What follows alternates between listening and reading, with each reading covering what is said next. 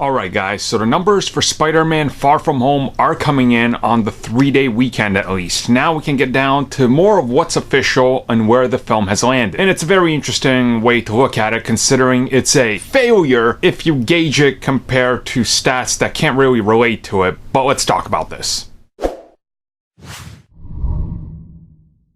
So Far From Home is coming in at around 93 million. Now, this is just a short jump up from The Amazing Spider-Man 2, which isn't a whole lot of, let's say, good indications, but you have to realize that this film has already actually made more in a week than The Amazing Spider-Man did in like 3 weeks, so there's a few things here that are kind of all over the place, and I've seen articles kind of confused at this. With the 93 million that it made in its first 3 days, just the first weekend, the 3 days, we're not talking about the Tuesday it opened up, Wednesday, Thursday, Friday. That's all weird. Those numbers are going to be coming out relatively soon, so we'll talk about those when it's time, and then I'll correlate that, how it connects to the bigger picture. Just the 93 million is honestly pretty good right now, considering a lot of people saw the film before the weekend was ever here.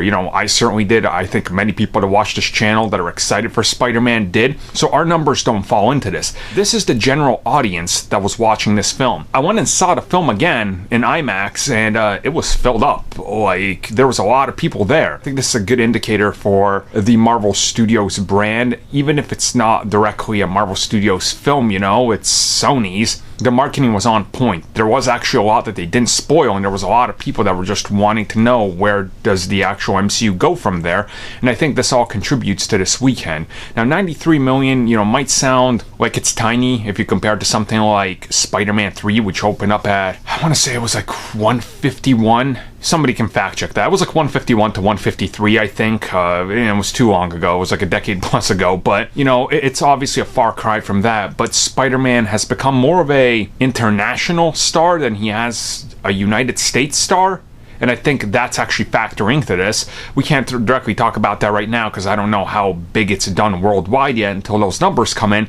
But I'm pretty sure once the first 7 to 10 days are calculated, this will be the biggest Spider-Man film of all time. We'll talk about that in due time, but 93 million, pretty impressive.